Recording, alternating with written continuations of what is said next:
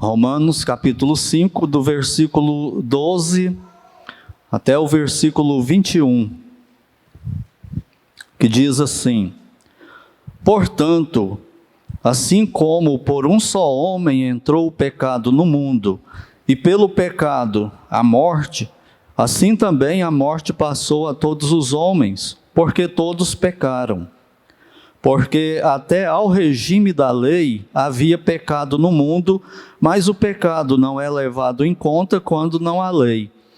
Entretanto, reinou a morte desde Adão até Moisés, mesmo sobre aqueles que não pecaram à semelhança da transgressão de Adão, o qual prefigurava aquele que havia de vir. Todavia, não é assim o dom gratuito como a ofensa. Porque se pela ofensa de um morreram muitos, muito mais a graça de Deus e o dom pela graça de um só homem, Jesus Cristo, foram abundantes sobre muitos. O dom, entretanto, não é como no caso de que somente um pecou, porque o julgamento derivou de uma só ofensa para a condenação. Mas a graça transcorre de muitas ofensas para a justificação. Se pela ofensa de um e por meio de um só reinou a morte, muito mais os que recebem a abundância da graça e o dom da justiça reinarão em vida por meio de um só, a saber, Jesus Cristo. Pois, assim como por uma só ofensa veio o juízo sobre todos os homens para condenação, assim também, por um só ato de justiça, veio a graça sobre todos os homens para a justificação que dá a vida.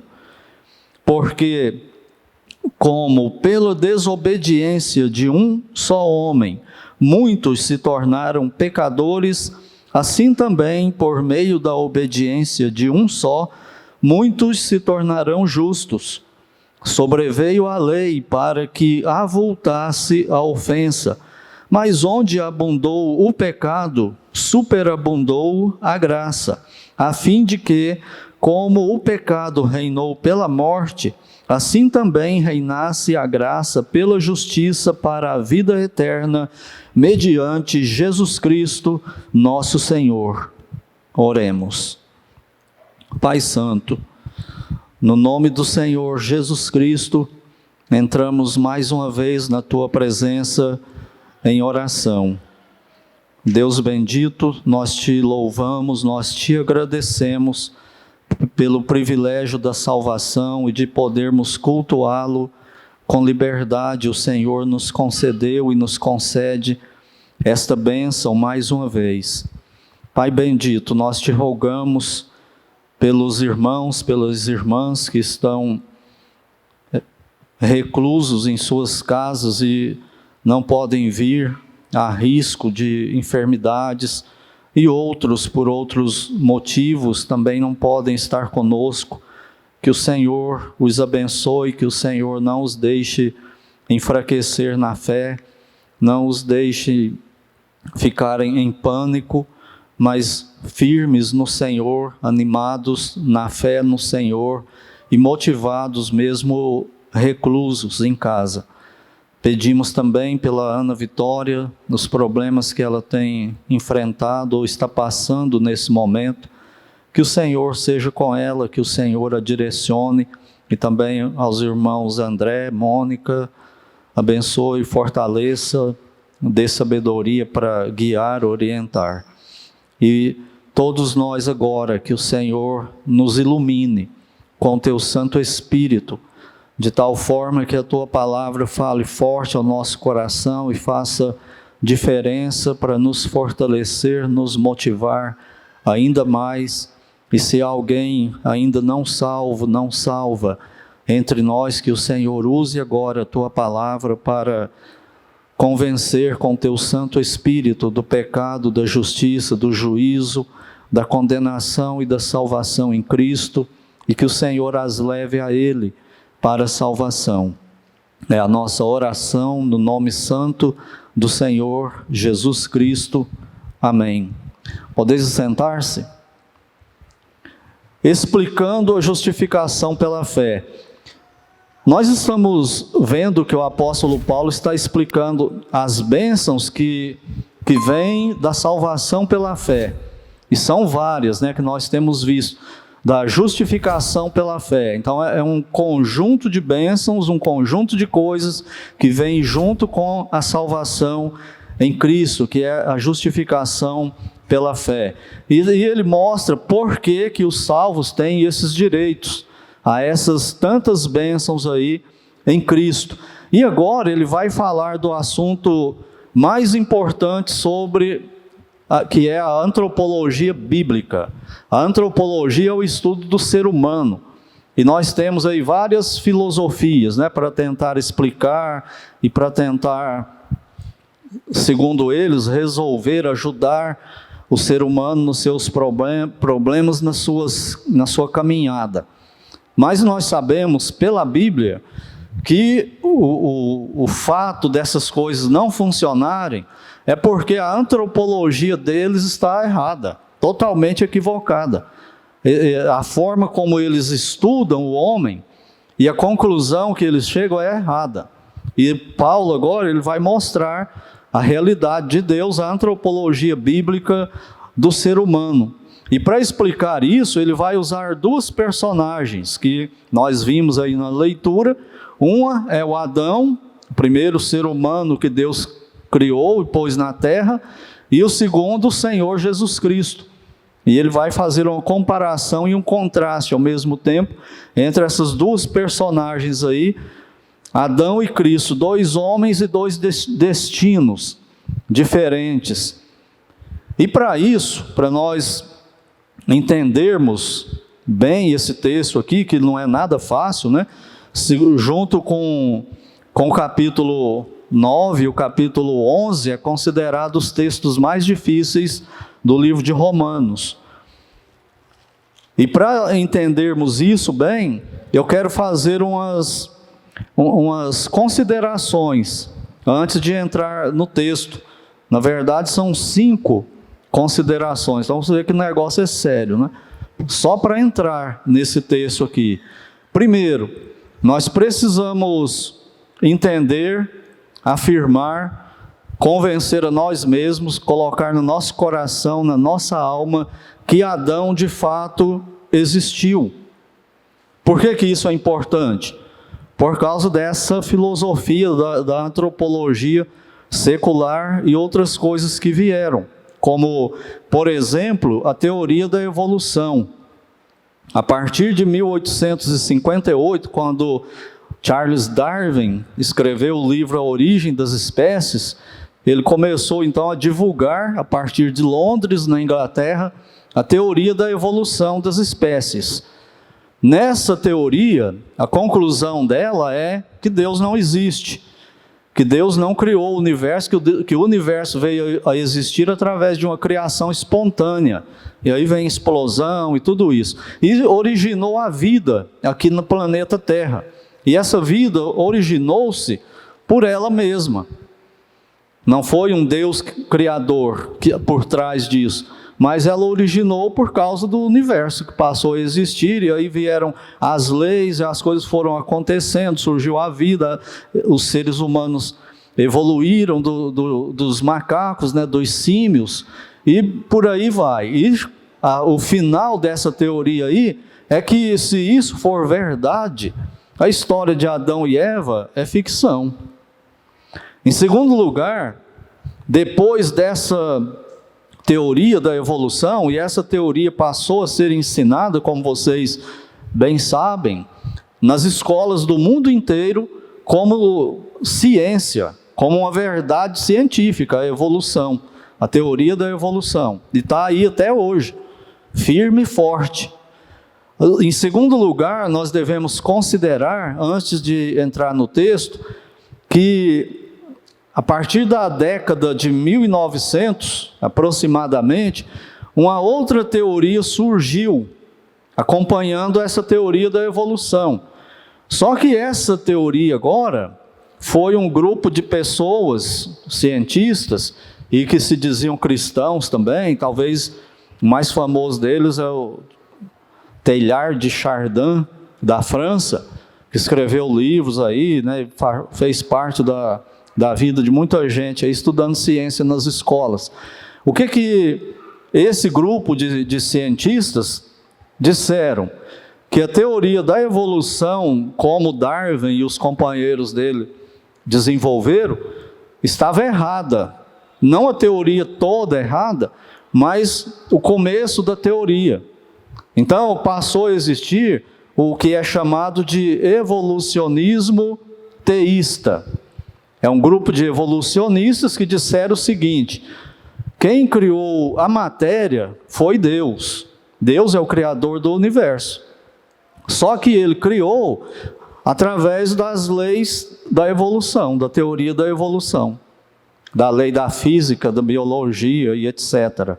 Então Deus criou a matéria e colocou a matéria para desenvolver usando essas leis que ele mesmo, Deus, criou e colocou nessa matéria aí, no universo. Então esse é o teísmo, aliás, o evolucionismo teísta, que muitos crentes flertaram com ele e continuam flertando até hoje, para tentar conciliar evolução e Deus.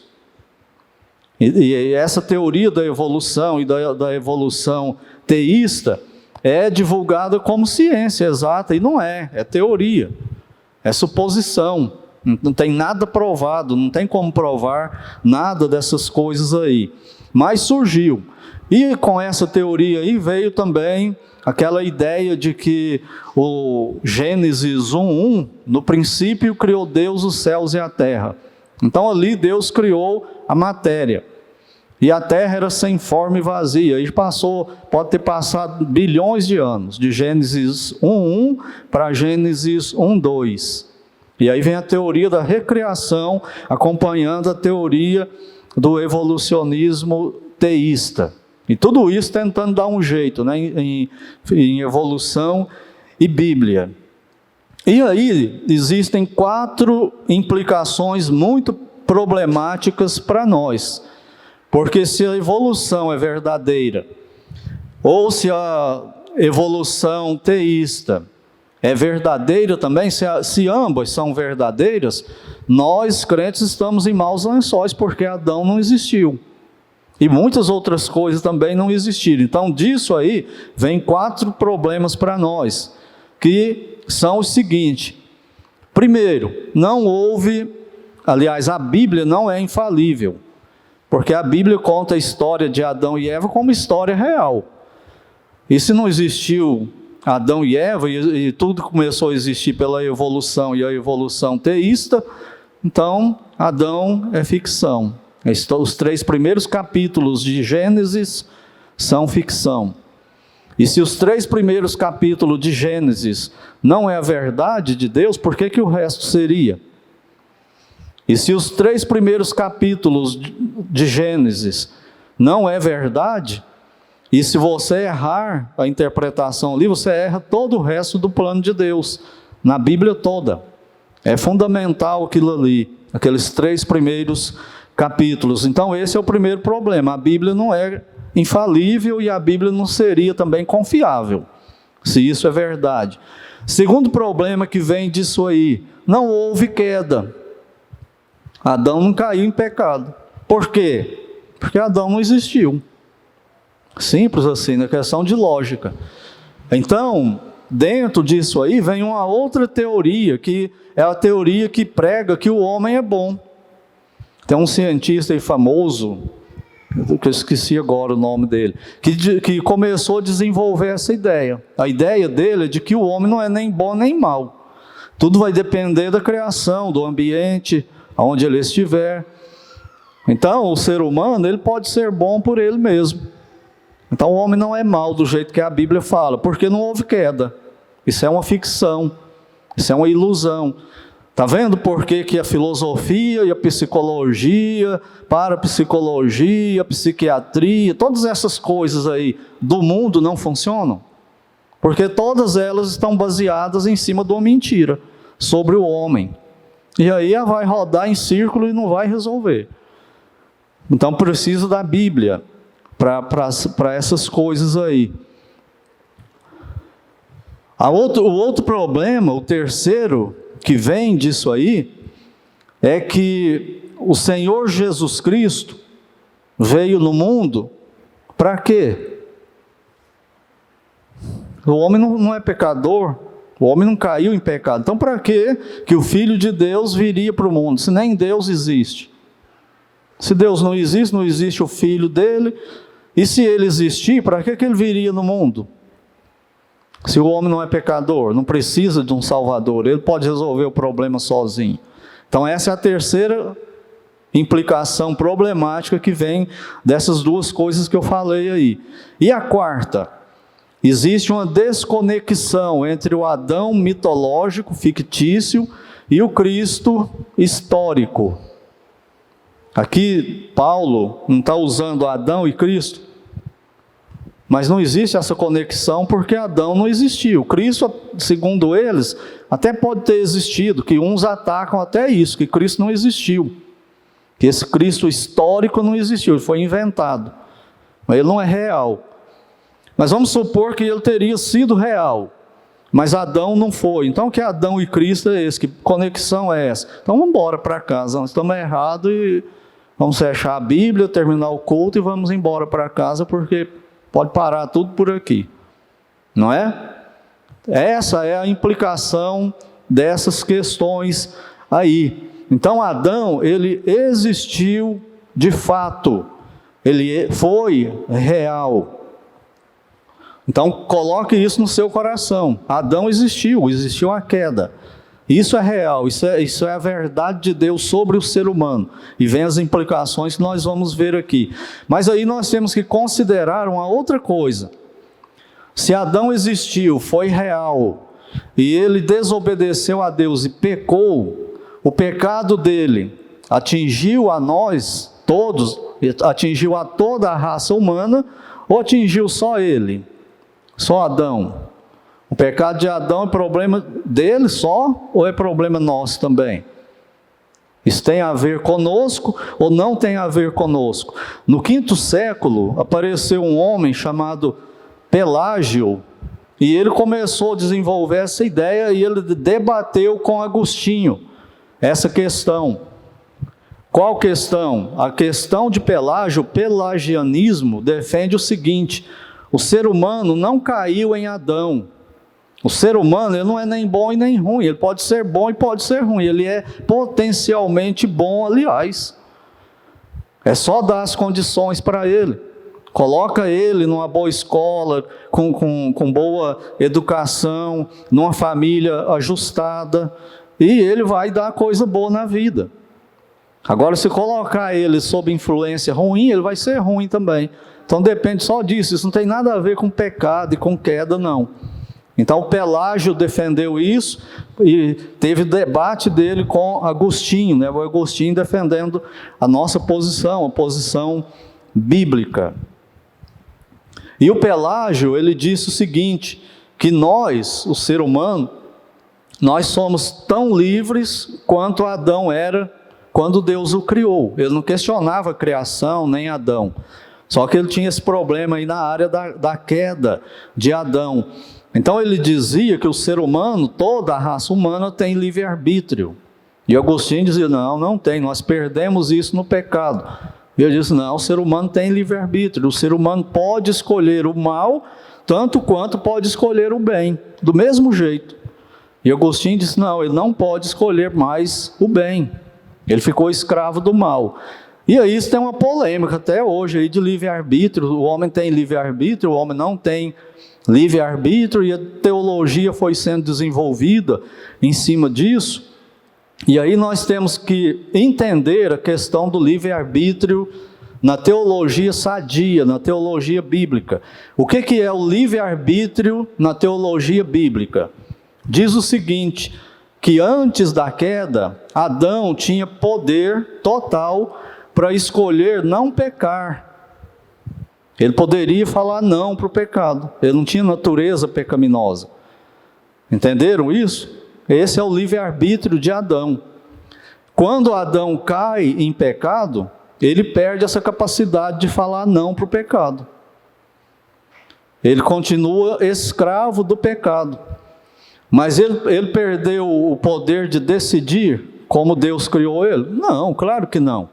Então nós temos que fazer uma distinção entre livre-arbítrio e livre-agência. O livre-arbítrio é isso, o ser humano tem poder para falar não para o pecado e falar sim para o que é certo o tempo todo. Quando ele quiser, faça o teste, você mesmo. Escolhe qualquer pecado aí que você pratica e dá a sua palavra de honra que nunca mais você vai pecar. Use o seu livre-arbítrio para não pecar. E você vai ver que isso é furado, não existe. Por mais que você queira não pecar, por mais que você queira dizer não para o pecado, você diz sim para o pecado. Você acaba fazendo o pecado, você acaba cometendo o pecado. Por quê? Porque o ser humano perdeu o livre-arbítrio. Ele não tem mais esse poder de falar não para o pecado e para escolher somente o bem. Então, ele ficou somente com a livre agência. O que é a livre agência? É o poder de escolha que você tem. Por exemplo, todos nós hoje tivemos que tomar decisões, várias delas. Você teve que escolher antes de vir para cá, com que roupa você viria, não foi? Você usou a sua livre agência. Você pode escolher, quem é solteiro aí, com quem vai se casar. Você pode escolher onde você vai morar. Você pode escolher a marca do seu carro. Você pode escolher sua profissão. Isso é livre agência. O ser humano tem isso ainda. Mas falar não para o pecado, ele não tem mais. Ele perdeu esse poder que ele tinha. Então o Pelágio defendia que o homem continua com livre-arbítrio. E o Agostinho, usando a Bíblia, dizia, afirmava, defendia e pregava que não, o homem não tem mais o livre-arbítrio. Então a prova que o homem não tem é essa que eu disse aí. Dê a sua palavra que não vai pecar mais. A sua palavra de honra, honesta, sincera. E você vai ver que você não vai cumprir. Você não vai conseguir cumprir essa promessa. E o ser humano, então, ele ficou escravo do pecado. Ele tem uma coisa nele que guia ele para o pecado, mesmo que ele não queira. E eu vou usar uma ilustração aqui que eu ouvi o pastor Hernandes Dias Lopes falando. Essa ilustração eu achei muito boa para ilustrar isso aqui. É a seguinte: vamos imaginar que a gente esteja no local e esteja fazendo churrasco lá e tenha picanha lá numa vasilha. E perto dali tem uma carniça se decompondo. E vem o urubu. Para onde o urubu vai? Ele vai para a picanha assada, bem gostosa, suculenta, ou ele vai para a carniça? Ele vai para a carniça. Você pode pegar ele e levar ele lá no churrasco. Mas ele vai sair de lá e vai para a carniça. É mais ou menos isso que é a nossa natureza pecaminosa. Por que o urubu vai para a carniça? É porque ele é mau? Ele está intencionalmente mal para fazer isso? Não, é porque existe a natureza, isso é da natureza dele. A natureza do urubu guia o urubu para a carne apodrecendo. E por mais que ele não queira, é para lá que ele vai. O ser humano é assim, a natureza do homem ficou caída, escrava do pecado. Então a nossa carne, a nossa natureza, ela vai nos guiar para o pecado. E os únicos que são capazes hoje de falar, eu vou por aqui, para a santidade, são os crentes. O incrédulo até vai, mas ele não aguenta muito tempo, ele sai de lá e vai para o pecado de novo. E aí o que o povo inventou para explicar isso? Que ele está desviado. Ele não está desviado, ele nunca foi regenerado. Porque o regenerado é o contrário. O regenerado até vai para o pecado, ele cai também no pecado. Só que ele não fica lá muito tempo, ele volta para Deus. Ele sai de lá e quer se lavar logo e ficar limpo de novo. O não regenerado, não. Mesmo que ele vá para o meio da igreja, para o meio dos crentes, compre Bíblia, faça decisão falsa, compra roupa de crente, e etc., comece a frequentar a igreja, ele não aguenta muito tempo. Ele volta para o ambiente dele, igual o urubu vai para a carniça. É porque ele é pecador e não foi regenerado dessa condição aí ainda. Então, isso aí, essa queda de Adão no pecado, a escravidão da vontade de Adão ao pecado, não significa que o ser humano perdeu toda a bondade. Tem gente que quando vai pregar a queda, né, ele fica tão preocupado em enfatizar que o homem é escravo do pecado, que fica parecendo que o homem não tem nada de bom nele mais, é um monstro, um demônio em pessoa. E não é isso, o homem ainda tem bondade nele. Essa bondade natural. A mãe ainda amamenta seus filhos com prazer, cuida dos filhos. O ser humano ainda é capaz de fazer boas obras, de ajudar o próximo. O ser humano ainda é capaz de defender algumas virtudes. Por quê? Porque ele ainda é a imagem e semelhança de Deus. Só que ele não consegue ficar nisso aí o tempo todo. Ele não aguenta. Por mais que ele queira, ele vai para o mal. E também não há nada que ele possa fazer que seja aceito por Deus para ser salvo, para ser recuperado dessa condição do cativeiro, da escravidão ao pecado. Então o ser humano ainda é capaz de ter lapsos da bondade nele.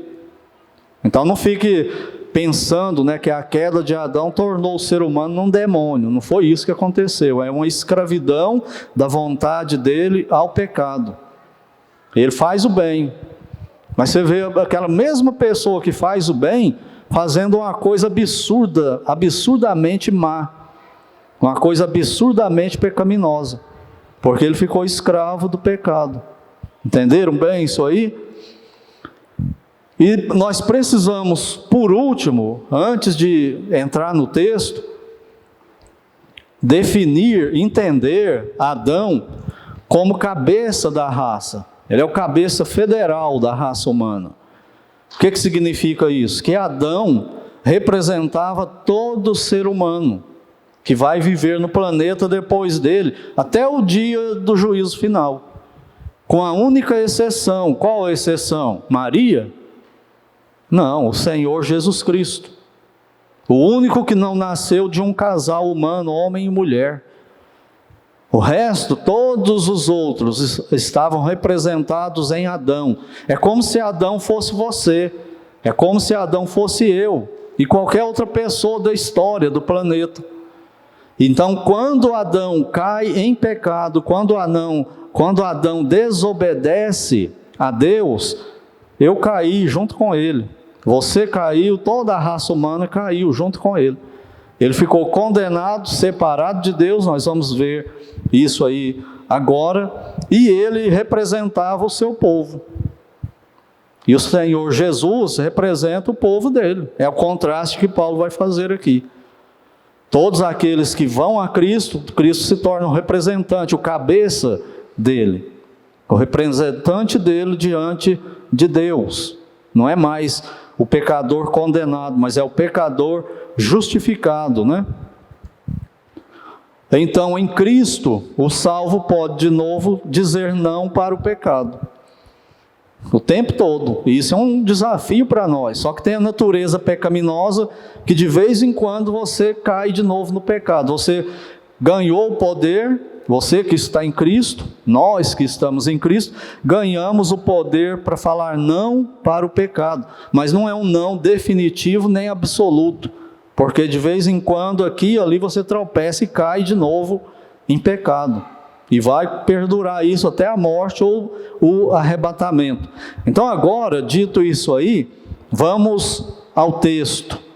Primeiro, a condenação universal através de Adão e as suas consequências. Olha aí comigo o capítulo 5, o versículo 12 novamente.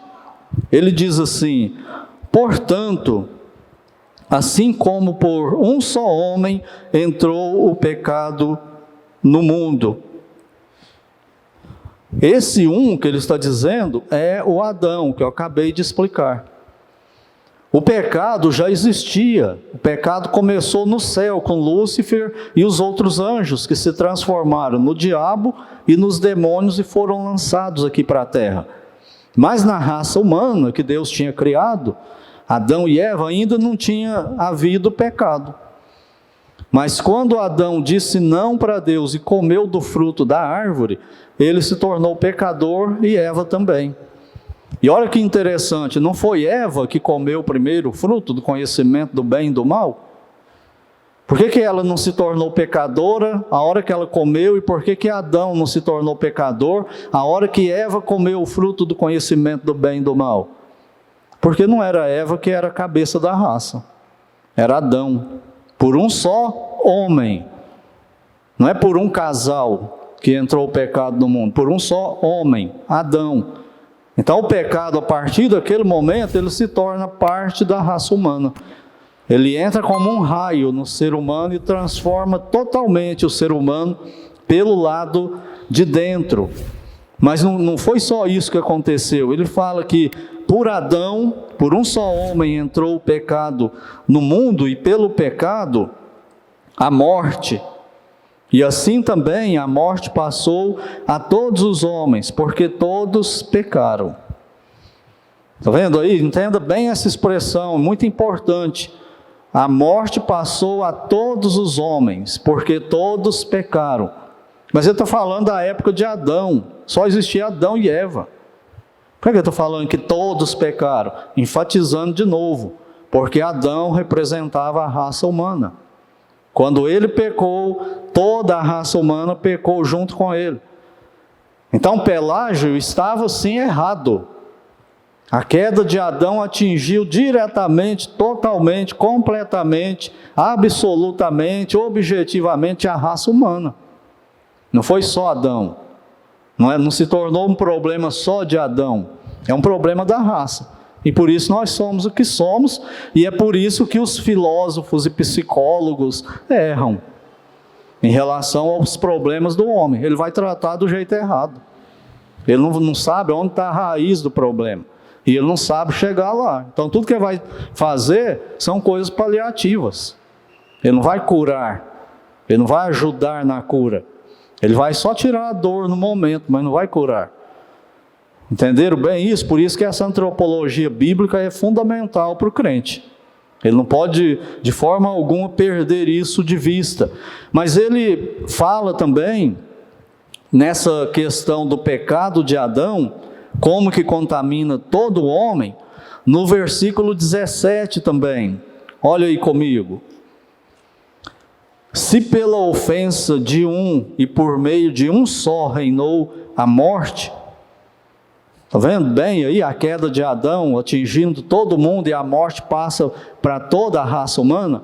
Olha o versículo 18. Pois assim como por uma só ofensa veio o juízo sobre todos os homens para condenação. De novo, Pelágio está errado. O pecado de Adão atinge todo mundo, atinge toda a raça. E o versículo 19 também, ele fala a mesma coisa, ele está enfatizando isso. Porque como pela desobediência de um só homem, muitos se tornaram pecadores. Como nós já vimos aí nos outros versículos e no resto da Bíblia, entenda esse muitos aí como todos. Todos se tornaram pecadores. Esse muitos aí só quer dizer plural. Atingiu todo mundo o pecado de Adão. Então Paulo está mostrando essa verdade exaustivamente. Por isso que ele está repetindo tanto nesses versículos aí que nós acabamos de ler. Qual foi o efeito prático disso, do pecado no homem? Será que a coisa é igual o evolucionismo teísta ensina? Que o homem não é nem bom nem mal, depende de influência? Será que é igual Pelágio pregava também? Que o homem é essencialmente bom e que se ele for bem conduzido, não tem como ele ir para o mal? Será que isso é verdade? Qual foi o efeito? O efeito é isso que nós experimentamos todo dia. Como eu falei, não peque. Você consegue? Você não consegue não pecar mais. Acabou isso. Quem tinha isso era só Adão. Pode pegar uma mulher grávida e levar essa mulher para uma ilha paradisíaca. aonde não tem mais ninguém lá, só ela e o filho dela. Aí ela dá à luz a esse filho. Esse filho nasce como? Bom? Neutro? Ele nasce pecador. Logo, logo, ele vai manifestar a sua natureza pecaminosa. Como? Ele vai dar birra, querendo que a mãe dele viva em torno dele. Ele vai querer mandar em todo mundo com essas birras. Ele vai chorar. Ele vai querer agredir a mãe dele. Ele vai agredir a criação que Deus fez na ilha. Ele vai atacar os animais sem necessidade. Ele vai pecar. E à medida que ele for crescendo, isso vai ficando mais evidente na vida dele. Os pecados vão sendo praticados em outras áreas, em outro nível, mas é pecador. Entende bem isso? Foi isso que aconteceu com o ser humano. Por isso, política não resolve o problema da sociedade. Nenhum. Nem da direita, nem da esquerda, nem do centro, nem de cima, nem de baixo. De lugar nenhum, não resolve. Porque o problema do homem não está aí. E sabe como isso fica muito evidente para nós que somos crentes? Na igreja. O que acontece na igreja? Só coisa boa? Com os crentes regenerados? Aqui não tem político, não tem corrupto. E por que tem briga, tem atrito, tem pecado? Porque nós somos pecadores, é a nossa natureza. Vamos para o acampamento, fica lá, começa uma beleza, de repente começa a ter problema. Não, vamos acabar com o acampamento, não dá para ficar junto tanto tempo assim não, vamos diminuir esse tempo aí, porque vai ter muito pecado para levar para a igreja para tratar. Entenderam como que o pecado de Adão afetou a raça humana em tudo? Todos nós, aliás. E isso em qualquer lugar é desse jeito. À medida que o homem tem oportunidade maior para pecar, o pecado vai aparecer mais. A natureza pecaminosa dele vai aparecer mais. E à medida que a oportunidade dele é menos, a natureza pecaminosa dele também aparece menos. Mas se ele não segurar, essa natureza pula para fora e todo mundo vai ver. E é o que nós mais escondemos, não é?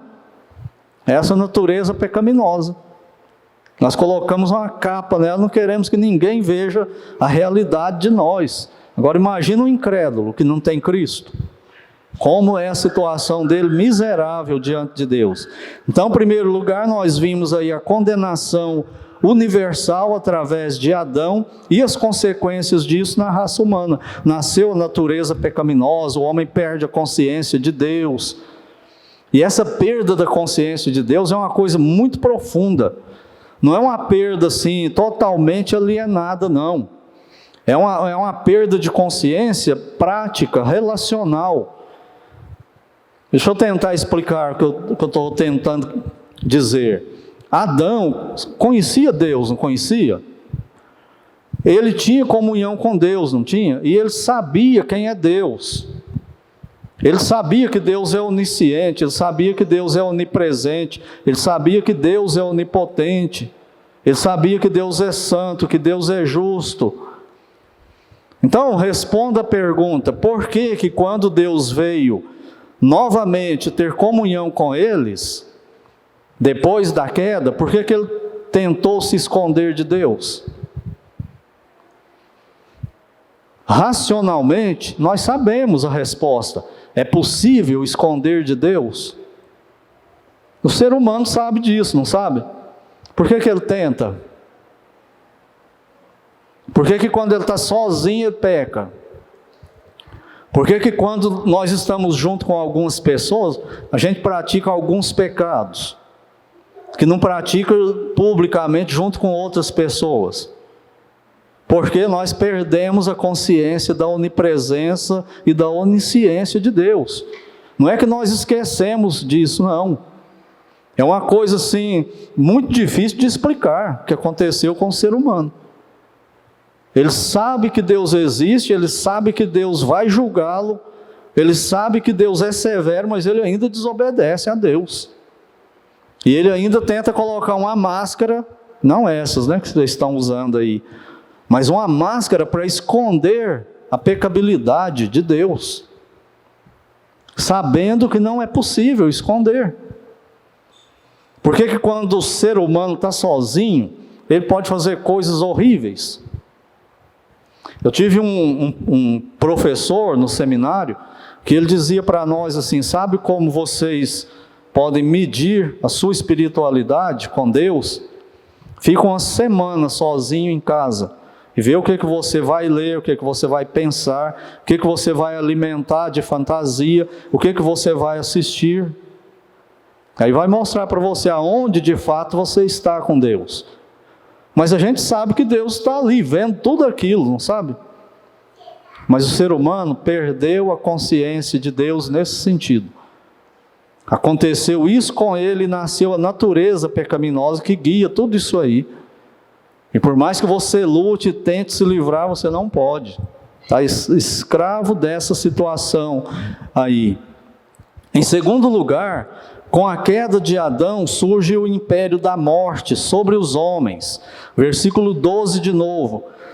Assim como por um homem entrou o pecado no mundo, já vimos isso aí, pelo pecado, a morte. Essa coisa que nós conhecemos como morte, começou na nossa raça por causa do pecado. Quando o ser humano, Adão, cometeu o primeiro pecado, nós fomos entregues ao poder da morte por Deus. E nós precisamos entender agora a força disso, através de 3 tipos de morte que a Bíblia fala. O primeiro tipo de morte é a morte física, que a gente conhece. Que é essa morte que é a separação da parte material do homem, o corpo, com a parte imaterial dele. É isso que acontece quando tem a morte física. A parte imaterial do homem sai do corpo onde ela está habitando. E é ela que mantém o corpo vivo. Quando ela sai do corpo, o corpo morre, o corpo não tem vida mais. Então o que mantém o coração batendo, o sangue fluindo nas veias, o cérebro funcionando, tudo no nosso corpo é a nossa parte imaterial. A hora que ela sai, tudo isso para e morreu, já era. Momento legal esse, não é? Esse é o momento mais assustador para o ser humano. Mais aterrorizante, apavorante, é o momento da morte. E isso é o salário que Deus colocou sobre o pecado. Isso entrou por causa do pecado. Você é pecador, então você é um candidato potencial à morte. E a morte é a pessoa, entre aspas, mais democrática que existe. Ela vem e pega para ela mesmo. Velho, jovem, meia idade. Você vai no cemitério, lá você vai ver sepultura de tudo que é tamanho. Tem gente, pecadores, que morreram antes de nascer. Tem pecadores que morreram logo depois que nasceu. Tem pecador que morreu um dia depois, uma semana depois, um mês depois, 5 anos depois, 10 anos depois, 20, 30, 50, 100. Ela é democrática. Leva rico como leva pobre. Leva saudável como leva doente. Tem pessoa aí que todo mundo está esperando, vai morrer, está doente. E um jogador de futebol que todo mundo pensa, ele vai viver eternamente. Ele morre primeiro do que aquele que está lá desenganado pelos médicos. Ninguém controla a morte, só Deus. Ela vem e ela leva, ela não tem piedade. Quando a morte vem e ceifa um filho, ela não está nem aí para os pais, nem para os irmãos, nem para os amigos. Quando ela leva os pais, ela não está nem aí para nós também. Ela vem e leva. Ela é a maior maldição. A Bíblia fala que ela é o último inimigo a ser vencido. É a morte. Ela separa. E ela separa o corpo da alma e espírito, ou da alma ou do espírito.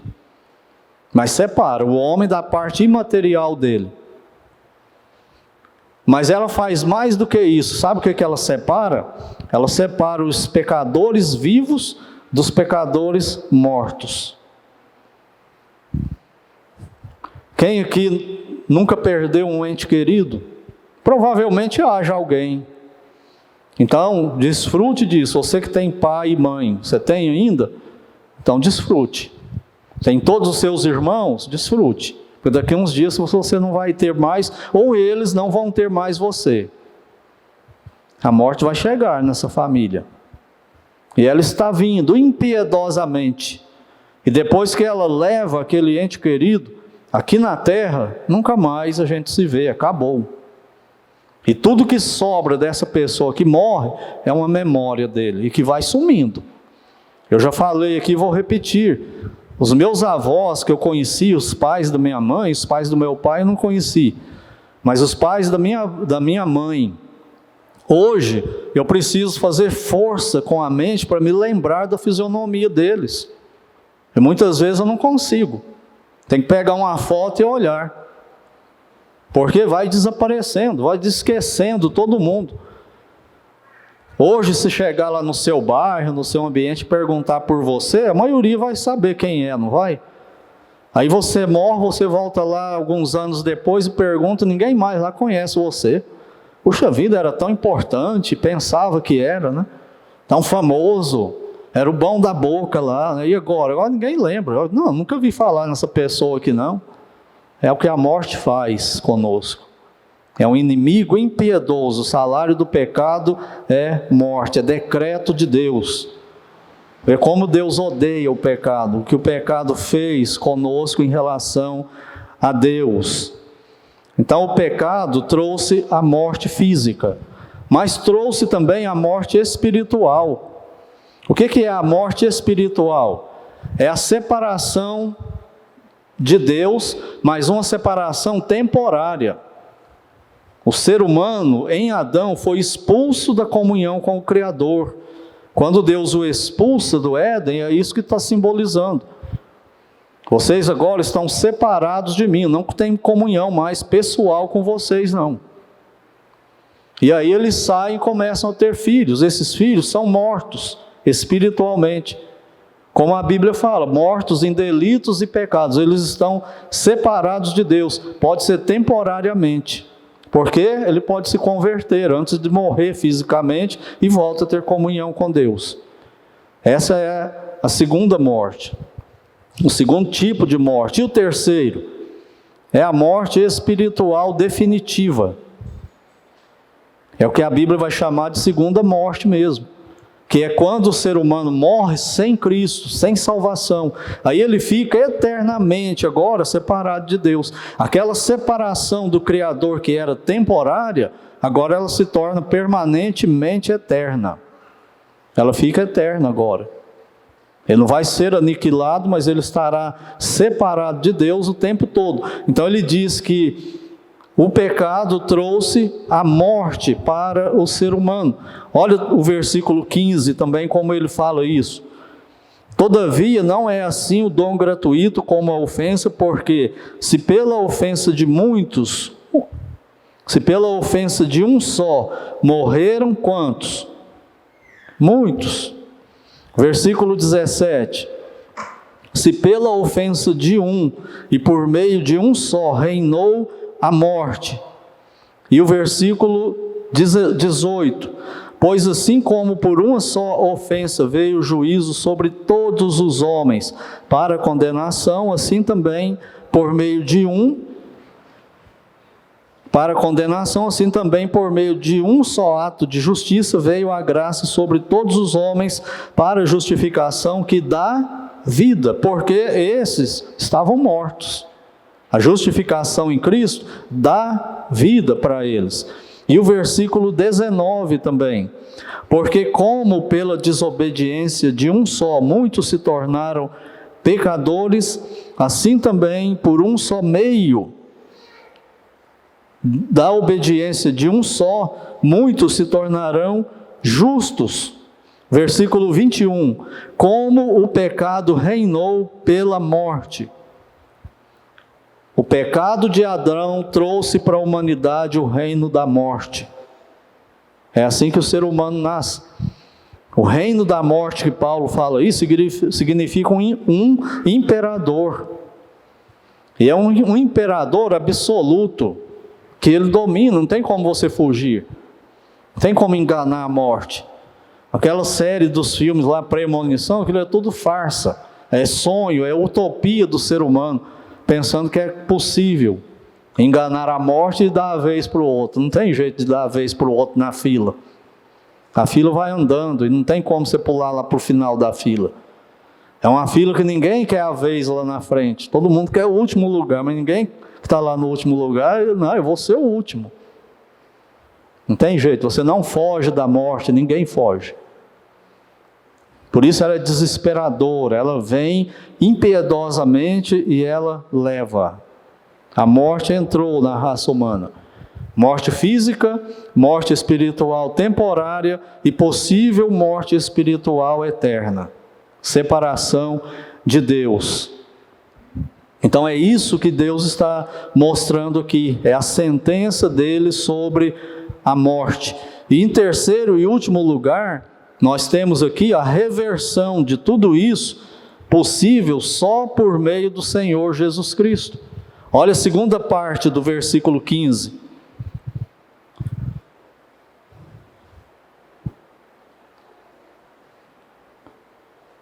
A graça de Deus e o dom, pela graça de um só homem, Jesus Cristo, foram abundantes sobre muitos.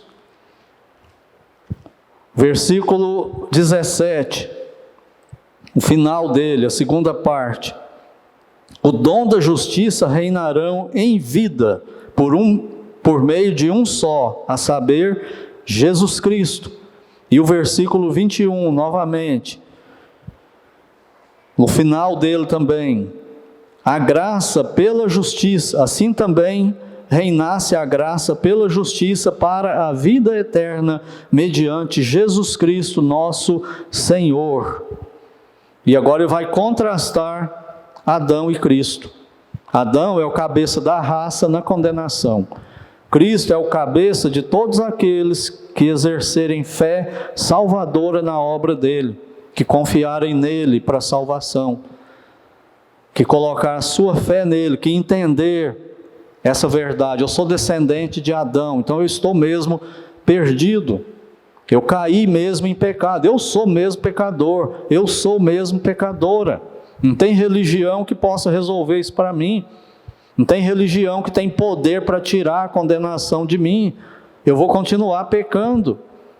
A minha justiça própria, por mais que eu queira, não me purifica do pecado. E não me perdoa. Não existe autoridade espiritual no planeta, no universo, que possa perdoar os meus pecados, a não ser Deus em Cristo. E Ele só faz isso na pessoa do Filho dele, o Senhor Jesus Cristo. Foi por isso que Ele veio, para trazer a salvação para os pecadores, para reverter essa condenação. Por isso que a Bíblia o chama de segundo Adão. Então a salvação é por meio dele. É o que a Bíblia chama de imputação. Deus coloca no pecador que crer as virtudes de Cristo. Quais virtudes? A perfeição. O Senhor Jesus Cristo, como homem, ele é exatamente igual a Adão quando Deus o criou. Ele só obedecia a Deus, ele tinha comunhão perfeita com Deus. Adão que eu estou falando, como homem antes da queda. Ele só fazia a vontade de Deus, ele só tinha olhos e sentimentos para Deus. Todo o deleite dele estava em Deus. E ele cai em pecado e o ser humano perde isso definitivamente. Só o Senhor Jesus é capaz de conquistar isso de novo para o ser humano. Mas o ser humano precisa exercer a fé pessoal nele. Precisa entender tudo isso, admitir todas essas verdades e correr para o Senhor Jesus Cristo e a justiça dele, a perfeição dele, aquela obediência a Deus que Deus exige completa, total, obedecer toda a lei o tempo todo que viver aqui no planeta. É isso que Deus exige, perfeição absoluta para qualquer ser racional ter comunhão com Ele. E nós não temos isso mais, acabou na queda de Adão. E quando nós vamos a Cristo, Ele, Filho de Deus, que ressuscitou e venceu todos os nossos inimigos, Natureza pecaminosa, o diabo, demônio, sistema pecaminoso do mundo e o mais cruel e terrível inimigo, que é a morte. Ele ressuscitou, ele venceu a morte. E porque ele vive, quem crer nele também, confia nele, vai viver eternamente, não morre jamais. Está totalmente perdoado, seguro, selado pelo Espírito Santo. É isso que esse texto aqui está ensinando para nós. Aonde está o problema do homem? O problema existencial total do ser humano?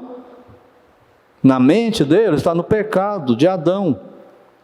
Ele é pecador. Enquanto ele não acertar a vida com Deus, não tem psicólogo que dê jeito nele. Não tem assistência social que dê jeito nele. Não tem partido político, nem projeto político, mesmo que seja implantado na terra, que dê jeito nele. É o que eu falei, até nós que somos regenerados, vivendo em comunhão, como igreja, a gente ainda peca e tem problemas seríssimos. Muitas vezes ódio no coração, querendo um destruir o outro, acaba com igreja, acaba com denominação. Por quê? Pecado. E se a gente separar todo mundo crendo igual? Aí a gente vai para um lugar e começa lá, tudo uma beleza. Quanto tempo dura isso? E começa os problemas de novo. Por quê? Pecado. Esse é o problema do homem. E só pode ser revertido em Cristo. E enquanto estivermos aqui na terra, nós não temos mais o poder de dizer não para o pecado. Efetivamente, totalmente.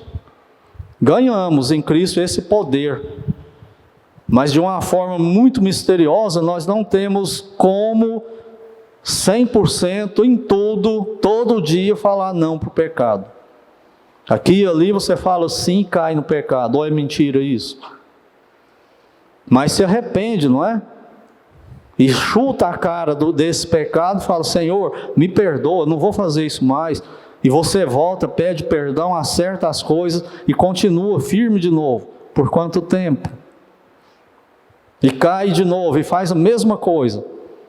Agora se cai, fica prostrado, abandona Deus, abandona a fé, isso é evidência de falta de conversão. É religioso, é evangélico ou qualquer outro nome. Mas regenerado em Cristo não foi, não está. Porque não tem poder para falar não para o pecado, só fala sim, o tempo todo. É o que João vai defender nos livros dele. Aquele que é nascido de Deus não vive na prática do pecado. Porque o que permanece nele é a divina semente, ele tem o Espírito Santo agora, uma natureza nova. E não pode, agora é o contrário do incrédulo. E não pode viver pecando. Está vendo o contraste? O incrédulo não pode viver não pecando, ele só vai pecar. Ele é escravo do pecado. O crente, ele não pode viver pecando o tempo todo.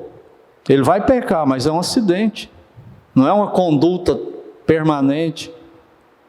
É uma bênção isso para nós, não é? Então por que alguns crentes, algumas crentes não têm isso? Você não vê isso, porque não foi regenerado. Não foi regenerada, mas não tem como você mostrar isso publicamente. É o Espírito Santo que vai convencer da justiça, do pecado, do juízo. Se ele não fizer isso, nós não podemos. É uma obra divina no coração do pecador, é um milagre. E para concluir, encerrando, olha o versículo 20. Sobreveio a lei para que avultasse a ofensa, mas onde abundou o pecado, superabundou a graça. Nós vamos ver aí no texto que Paulo diz que desde Adão a morte está reinando, o pecado está reinando. Mas eles não pecaram à semelhança de Adão. E depois veio a lei para Moisés, para Israel, e tem os pecadores debaixo da lei. E o que Paulo conclui? Está mostrando para a igreja de Roma, olha, todo mundo é pecador. Os que viveram depois de Adão não pecaram lá, desobedecendo, comendo o fruto lá no jardim igual a Adão, não. Mas Deus colocou neles uma natureza com uma consciência de Deus, uma lei espiritual no coração deles. E eles transgridem essa lei de Deus no coração deles, que está falando para ele, ó, isso está errado, e ele está fazendo. E outra coisa, eles são condenados por causa da revelação natural também. Os atributos de Deus, como Deus revelou, a natureza, tudo isso aí, fala para eles que Deus existe, mas ao invés deles adorarem a Deus, eles inventaram deuses e se tornaram idólatras. E quando vem Abraão e Deus dá a lei para Moisés, aí piorou foi tudo, né? Porque até agora, o pecado era só através disso aí, da natureza, falando que Deus existe, e da lei natural de Deus, a lei da consciência no coração do homem. Agora Deus deu uma lei escrita, e agora eles estão vendo ali a lei, puxa vida, ó, não cobiçará, eu cobicei, eu pequei de novo. A lei veio para avultar, para exagerar, mostrar, tornar claro o pecado, que o homem estava meio cego para o pecado. Então a lei mostra o pecado. É mais ou menos assim, nós pegamos um carro, uma moto, vamos daqui para Uberaba. Aí a gente pode viajar 150, 120, 200 quilômetros por hora, não pode? Pode ou não? Não pode, por quê? Porque tem uma lei falando, não pode. O limite daqui para Uberaba é 100 km por hora, o máximo para carros leves, veículos leves. Por que se eu passar 105, eu estou pecando? Porque tem uma lei escrita falando que eu não posso. Se não tivesse essa lei, você podia andar a 300 por hora nessa estrada. Entende como que a lei de Moisés funciona para o ser humano? Ela está mostrando para ele que ele é pecador mesmo. Agora ela colocou mais limites ainda. E ninguém cumpre isso. O único jeito, o Senhor Jesus Cristo. Adão trouxe a condenação, a miséria para o ser humano. Cristo trouxe a salvação, a graça, a misericórdia e o amor de Deus para todo aquele que crer nele. Onde o pecado abundou, ficou abundante mesmo que você é pecador. E agora, o que eu faço com isso? Puxa vida, eu não sabia disso, esse texto aí acabou comigo, me mostrou que eu sou mesmo pecador miserável. O que eu faço com isso? O pecado abundou em mim. Onde o pecado abundou, superabundou a graça em Cristo. A única solução para você é correr para Ele. Render-se a Ele como seu Salvador. Clamar a Ele por salvação. Faça isso então se ainda não fez. E nós que somos salvos, vamos beber dessas bênçãos. Quantas bênçãos insondáveis nós temos no Evangelho, no Senhor Jesus Cristo. Vamos procurar viver à altura disso, em fidelidade ao Senhor, passando por cima do nosso orgulho, as nossas mazelas aí de pecado, e procurar viver em santidade, agradando ao Senhor nosso Deus, porque Ele fez tudo por nós, e continua conosco nos abençoando. Então Ele é digno disso. Não é por interesse, para ganhar qualquer coisa, não é por causa dele mesmo. Ele é digno dessa fidelidade, ele é digno dessa adoração. E mais ninguém é só o Senhor. Que Deus nos ajude para isso, porque, como eu digo sempre, né, nada disso aqui é alguma coisa fácil para nenhum de nós, não. Coisa extremamente difícil. Oremos. Senhor nosso Deus, amado Pai Celestial, no nome de Cristo, nós te agradecemos por este culto, pelo privilégio de poder adorar ao Senhor, pela comunhão e principalmente pela Tua Palavra. Que o Senhor a use nas nossas vidas de salvos e de perdidos, conforme a Tua vontade, mas a use para a Tua honra e glória. Leva-nos aos nossos lares na Tua proteção, nos guiando na Tua vontade, por graça e misericórdia que o Senhor abençoe e proteja a cada membro de cada família aqui representada, pois é no nome santo do Senhor Jesus que oramos. Amém.